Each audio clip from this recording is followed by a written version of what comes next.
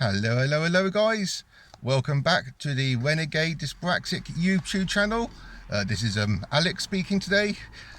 Just in today's video I'll like to talk to you about something which is something you probably noticed in quite a few of my videos if you've been watching them up to now, and that is verbal dyspraxia, or also as it's known as Oromotor Dyspraxia. Now, thankfully, not every single dyspraxic individual will have issues with speech, but unfortunately it is quite a common thing amongst dyspraxics, and yours truly happens to be carrying the burden of, or carrying the cross of Oromotor Dyspraxia. Thankfully, for myself, it isn't as bad as it has been in growing up, and later on in a bit I'll tell you what kind of things I did to help myself get over it. But well, I'd just like to say beforehand, clarify what exactly verbal dyspraxia is, because obviously one side of verbal dyspraxia is that we tend to often get our words jumbled up, or we often get the pronunciations of certain words incorrect. To give you an example of what I mean by the words jumbled up, instead of saying something like, he went to the park, it might end up saying something like, he too went to the park, which, as you can probably tell, that's not exactly, the correct sequence of how to say the sentence. Unfortunately, due to having verbal dyspraxia, it does, tend to leave the average person like myself with it. In a way, I dare use the word because it sounds a bit strong or harsh, but crippled slightly in life, because we do rely very much on speech in life. We are a verbal or a vocal species, and if you can't pronounce certain words and pronounce them correctly, it can affect great areas of your life. For example, I know unfortunately there are still people out there who look down upon me, despite myself having a degree. They see me as stupid, or a bit, I dare say, mentally retarded, only because I have issues, especially when stressed, a bit like now when I'm in front of a camera. I tend to have issues with the way I speak, and it comes out more, and so people see that as, oh, he must be a bit, not quite right up in the head or something. It's anything but in the head, because I can tell you, only from my own personal experience, but if you have verbal dyspraxia as well, I'm sure you'd agree. In my head, I can think thoughts, and have an inner monologue in my head, with crystal clear clarity. Unfortunately, when it comes to the signals, coming out of my head and going into my mouth, that seems to be where all the issues with regarding the speech comes out. So one area I was saying where we're affected is the pronunciation of words, or the sequence of words.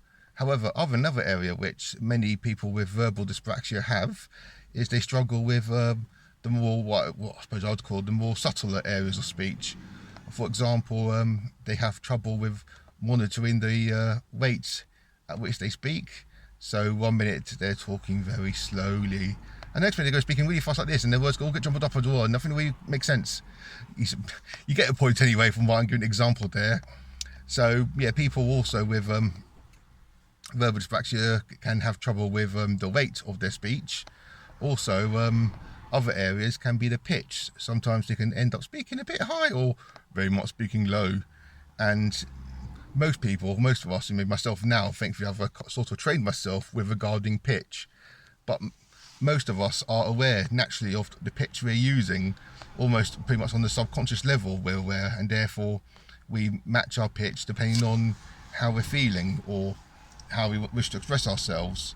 But with those of us with verbal dyspraxia, this can be a bit of an issue, and hence when speaking to someone, their pitch can either be very high and this sounds like they're being on helium, or the pitch can be very low and sounds very low and whatever. So anyway, that's the issues that we face.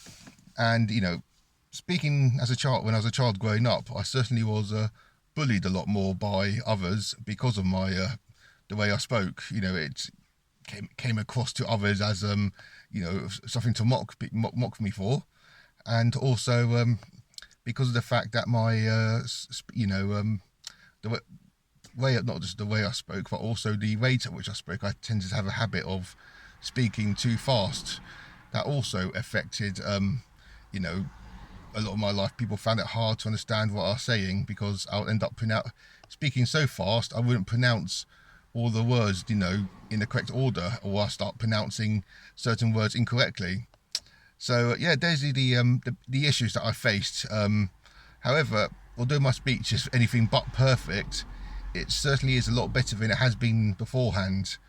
And there are two things which have really helped me with regarding my speech. The first one is I've, over the years, seen a few speech therapists, and they've been able over time to direct me in that, tell me, Alex, you need to slow down a bit, you know, or Alex, you need to focus on, you know, trying to pronounce each individual word and going over the syllables with me. So yeah, that's been an issue which hopefully has been largely ironed out.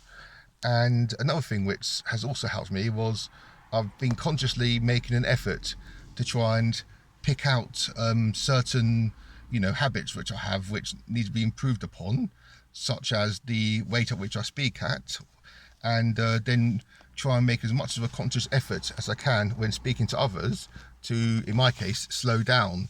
But I know for other dyspraxics, it might be the opposite. It might be a case of you have to speed up your speech, because if you're speaking very slowly and thinking about it, you basically lose the audience in the end. People find it hard to hold attention on yourself, not because what you're saying isn't of any interest, far from it.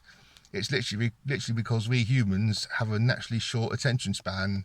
I can't remember what it is now, but I have heard it's something like 3 or 4 seconds is the average human attention span, and after that a person's thoughts will naturally drift away, and so they have to themselves consciously try and bring their thoughts back into what you're saying. The problem with this, however, is that by, you know, having to constantly bring their attention back, it can get quite tiring for them, and especially if what you're saying is being dragged out in a very long manner, then it naturally, they're going to, you know, drift off in the end and completely lose track with the point at hand of what you're getting across. So yeah, that you know, that's another area which I've helped out with, has helped me out. Something which, an area which I still have actually probably have to work on, is I've noticed with my own speech I still have the well, for others, irritating habit of kind of explaining myself over and over again on the same thing, or keep pronouncing or talking about the same thing over and over, which I notice for some people who are close to me will admit it does annoy them a bit. So that's fortunately something which I'm going to have to work on myself. But so yeah, unfortunately, to summarise really this video, verbal dyspraxia, or oromotor dyspraxia as it's also known as, isn't really a condition which can probably be solved properly. I imagine I'll never be, you know, a sort of Shakespearean narrator, nor, you know, someone who's able to walk around speaking classics with perfect clarity. It's a lifelong condition, but it is possible to improve your speech with the aid of a speech therapist, and also just taking the time to consciously try and focus on how you speak and try and improve, you know, certain habits, individual habits, and do one at a time and over until your speech has generally gotten better. So yeah, that's the main point of today's video. Just talk about the verbal dyspraxia. Any questions, feel free to leave them in the comment section below. Please don't forget to, if you can, to give this video the thumbs up, and if you haven't, please subscribe to the Renegade Dyspraxic channel. Look forward to speaking to you some more in the next video. Till then, all the best.